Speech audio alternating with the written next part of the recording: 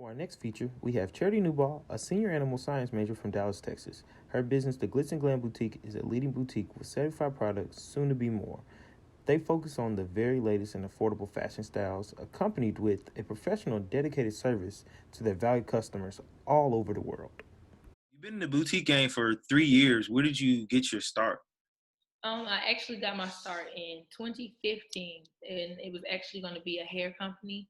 And I just had the idea; it stuck with me for years, and I always knew I wanted to do that because my family, it's just a generation of entrepreneurs, and I just had to find something I like to do. Like, what do I like to do? And I realized, okay, I really like cosmetics, I really like skincare, I really like fashion. Like, so in my mind, I was like, okay, I want to do a one-stop shop where everybody can get everything and they can just don't have to worry about, okay, I can get it from her and somebody else. No, you can get everything from Glitz and Glam Boutique.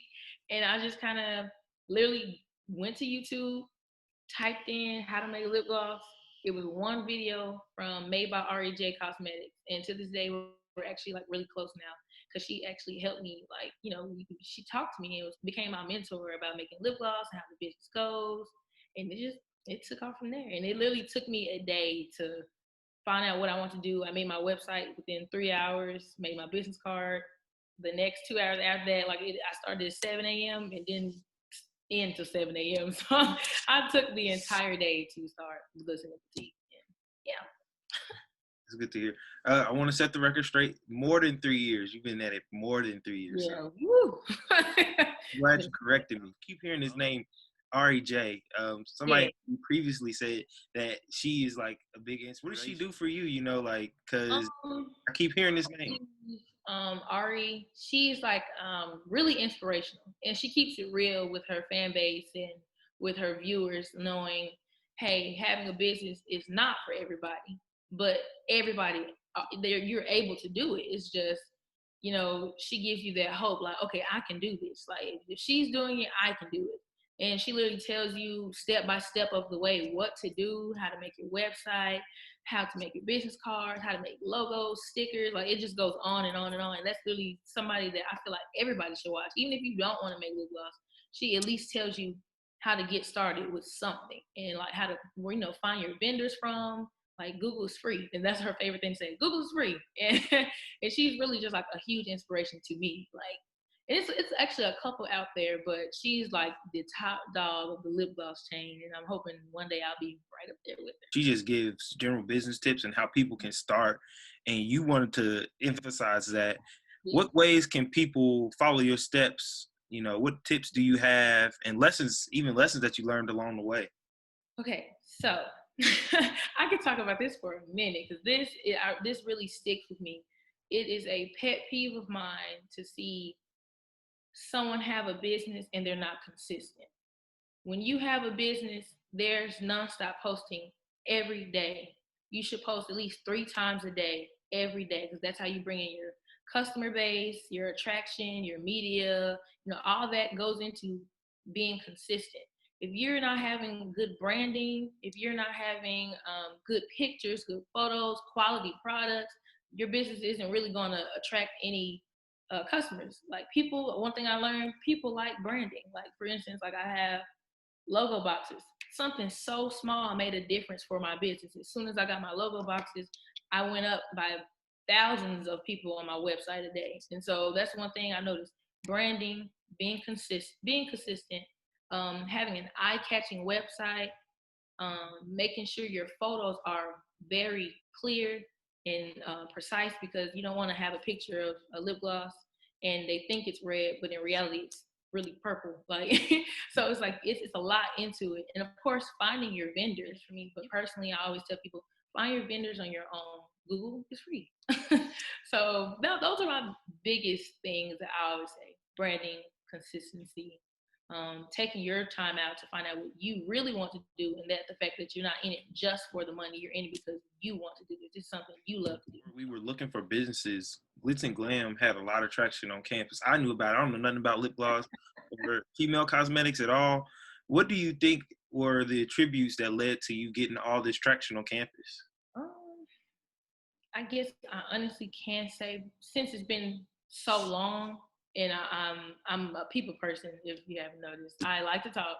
I don't even know people, and I'll go up to them like, "Hey, my name's Sherry. I have a business." Like, it's just all about being out there, like presenting yourself. Like, I will literally airdrop my flyer for something in the classroom, just be quiet and just not pretend like I never did it. Like, I have to bring up my business. Like, I just have to. Like, I just can't go a regular day without, hey, like, not saying that. So people are like, oh, what kind of lip gloss is that? Oh, mine.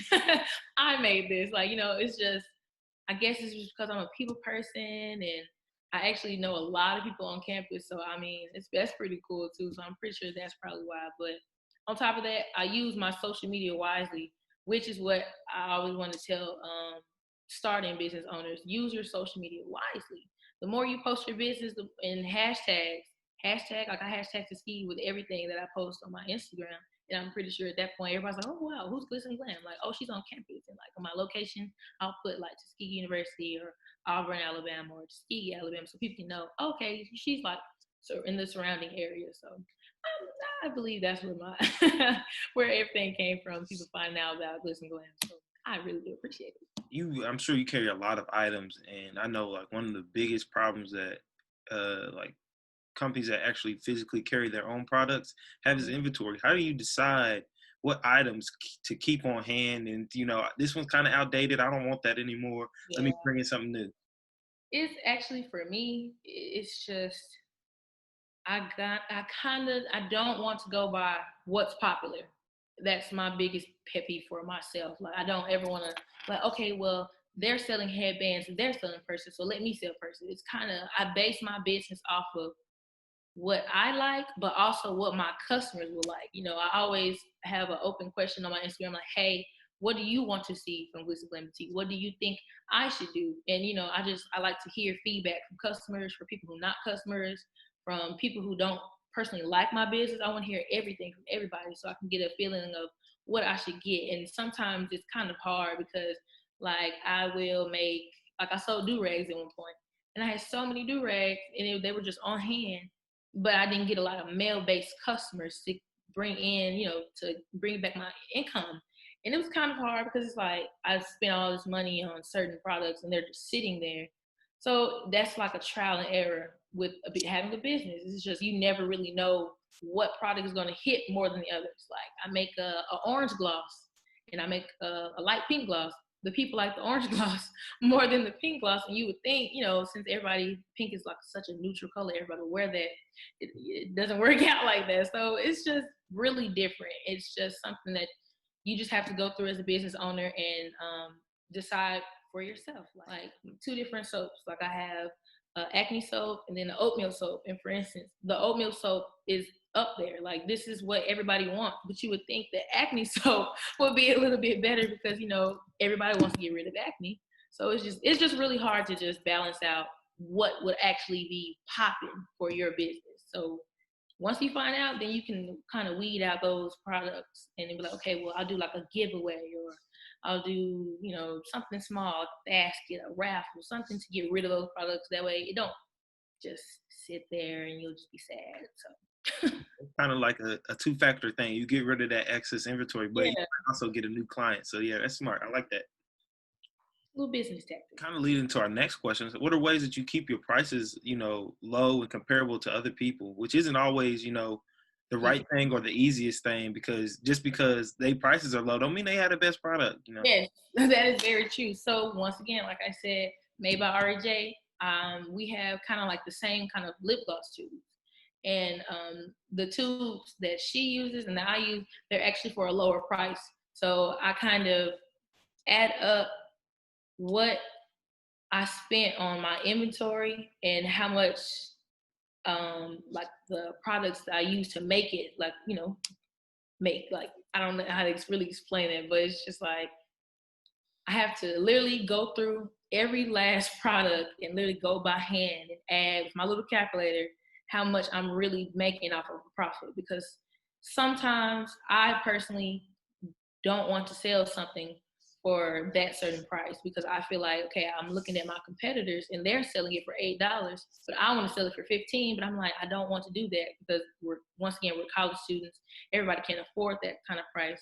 So I just have to, sometimes I have to suck it up and get more of that product and still keep it at $8 and then have people come in and they'll just keep buying and buying and buying. So I'll still be able to get the profit that I deserve and that I need. So it's just kind of just how I feel that day, really. Sometimes I'll just be like, okay, well, I'm not going to worry about it. This is going to be this set price because that's just how I feel. But at the end of the day, I still have to make sure I make profit. So it gets a little tricky, and it's kind of hard to actually pay yourself back because majority of the time my money goes to my business and I forget to put it towards myself. So that's something that I'm personally still working on as a business owner, and it's going pretty good, but it's just something that's going to happen over the 3 years, and that's just something to expect. So it's not too bad. This isn't a question. You were like hitting a lot of my curveballs because I was about to ask you like, how do you pay yourself? And then I was gonna say, what products do you have for men? But you get me. I have. Well, for men, I actually do have beard oil, and I'm actually coming out with a new and improved formula because I had a couple people, I want to give reviews, give me insight, tell me how it's working for you, tell me what I need to do to change that formula. So I have beard oil, but the formula will be changed. I'm working on beard shampoo, beard conditioner, beard pomade. There's a lot coming out for men specifically because I don't want to leave you guys out because the Glitz Boutique isn't just for women. That's one thing I will say. It's not just for women. It's actually for everybody. It just takes a little time to actually find out what men would like since I'm not a man. So I have to sometimes ask like men, hey, like what are you interested in? Like kind of what do you guys wear? Like, so yeah, just be on the lookout for that. You were rocking it because that was gonna be my other question when you got in the tuck, but we'll come back to that. So there's this term called big, hairy, audacious goal. What are ways that you can see Glitz and Glam going? So Jeff Bezos had this idea of selling books, and he told his employees, he's like, I want to sell a kayak one day. And they was like, you're crazy. We sell books. Why would you want to do that? Henry Ford was like, I want a more affordable car for everybody. And everybody was like, it's a car. You can't make that for everybody. It's a luxury item. So what are ways that you see Glitz and Glam going beyond just the future, just being there like a legacy? And see, for me right now, I have so much that I want to do with my business. It's kind of like in my brain, it's like impossible because it's like, how am I going to implement this into a business that mainly sells cosmetics? So right now, I kind of see myself selling handmade clothing, like with my logo on certain apparel, like shirts, dresses, like the full-fledged, and not just a shirt that, you just throw your logo on. No, like the actual design. And I've actually been working on that since 2017, and it's just a lot. It's a lot behind the doors, but I'm working, and I promise it's going to be something amazing. And like I said, like hair, that's something I always want to do. And since I am an animal science major, I actually opened my own kennel already. And I actually want to call it like Glitz and Glam, something with, with the dogs, but we're still trying to get the name going and flowing. So, but I see myself doing a lot. Like this isn't the end for Glitz and Glam after college. Like this is going to be a forever thing. You keep inventory for only a certain time. I want to know what are your favorite products from the past and what you're currently carrying that you like. Oh, I gotta push this because it's my favorite. Man, okay. So my past products, I used to sell little eyeshadow pigments and highlighters. I used to sell pressed highlighters, and that's a big thing for anybody who like really likes makeup. Like Anastasia, they love her pressed palettes for highlighters. So I personally love my pressed palettes. I never got a chance to release them because I was still trying to perfect the formula, but I actually got the formula perfect this summer. So that was something that I probably want to release again. And purses, of course, and shades. Like I used to sell all that, and it's just I kind of ventured off into cosmetics and kind of left the accessories and clothing alone. My products now. I think this is everybody's favorite products. I don't know if you can Tuskegee hairpins. Okay, yeah, that's why like. My favorite product right now. I actually have a new gloss color, and it's like really, kind of like a brown pink, and it's really pretty. It's like a natural skin tone lip color, and I think those two are my favorite products right now. I literally don't go anywhere without my Tuskegee pins, even if I'm not wearing them. And I always wear that certain gloss everywhere I go. So I think those are my two favorite. Yeah, they're definitely my favorite. I mean, I literally have over 75 products on my website, and I don't think anybody actually realizes that, but there's over 75 products when it comes to, oh, I forgot about this one. I forgot I do sell personalized necklaces. So it might be my number one. I honestly, all of my necklaces are my favorite. And I also sell necklaces available in real gold as well. So this is just like sterling silver gold plating. But if somebody ever wants to, talk and go, I want like a real gold, no problem. I have that too. You seem like you've been very excited. Tell us what you got on the way. Here is your time to tell us, what you might got tucked away that people don't know about. Oh God. Okay. I have a lot coming. So I think the very first thing I've been trying to do since my sophomore year here at Tuskegee is my eyeshadow palettes. My Glitz and Glam eye candy palettes should be out this month. So that's really exciting because I have been trying so hard to get that together, and it's finally here. My time is finally coming. So I'm so excited about that.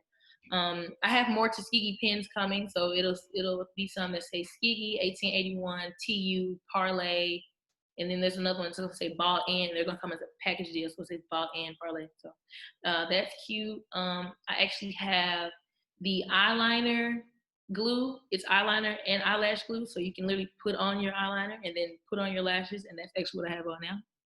I have more lash styles coming, more soaps, body wash. I mean, it's just endless. It's just something that you'll just have to see each time because Glitz Glam is full of surprises.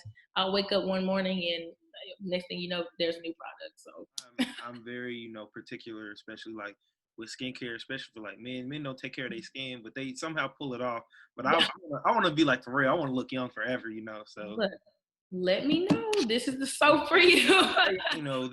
There are ways that make a good product and a bad product. Just like what goes into making a good lip gloss, and tell us what's the process into hand making them without giving away too much of the secret sauce. When I tell you making lip gloss is not easy. I don't know what anybody else is saying, but it is not easy. The first thing about making lip gloss, of course, you need gloss base. And this is just a tip for anybody. Like it's not I won't give you my formula, but I'll go ahead and give you guys the tips. Like I'm not, I'll tell you everything. But gloss base, you need oils, and remind everybody if you're using oils, you have to make sure whatever you're using is not something that people won't be allergic to. Like for instance, I use sweet almond oil and I had to stop using sweet almond oil because people are allergic to nuts. So, I was like, oh my God, like I didn't think about that. So, make sure you're using the proper ingredients when it comes to, making your lip gloss and like lip gloss scent. I like adding smells to my lip gloss. I like my gloss to be almost edible, and it actually is. But say for instance, I add in cherry or apple. Somebody is allergic to that certain thing, and it's in there because they're actually real, the smell and the real scent of it. And it's just like, oh God, now they're allergic to it. Now I got a couple emails like, oh my God, I didn't know that this is the smell. So when it comes to making that gloss, make sure on your website you put exactly what is in your gloss so people can know, okay, well, I won't get this gloss because it has this in it. I'll get that one. So that's one thing about making a bad gloss. And also, adding too much oil can make your gloss like water. And I've noticed a lot of businesses are doing that now, kind of make it like a thin consistency. And personally, I like my glosses a little bit thicker, on the thicker side, which is something that I struggled with when I first started. But I was first starting, so I learned. But making a very, very thin gloss just makes the gloss just seep down the chin, I've noticed. And so I'll have to be aware of that. Not adding enough oil makes your gloss really thick and chunky. And it's not sticky per se, but it's just like a glob. It's just there, and it's just not cute. And I never want my customers to go through that. And I always, like I say, if you feel like you got a bad batch, I'll literally remake it by hand and resend you an entire new gloss because I don't like that. When making gloss, it is a whole process because, like I said, you need gloss-based oils, gloves. I mean, saran wrap on tables, garbage bags on tables, syringes, pipettes.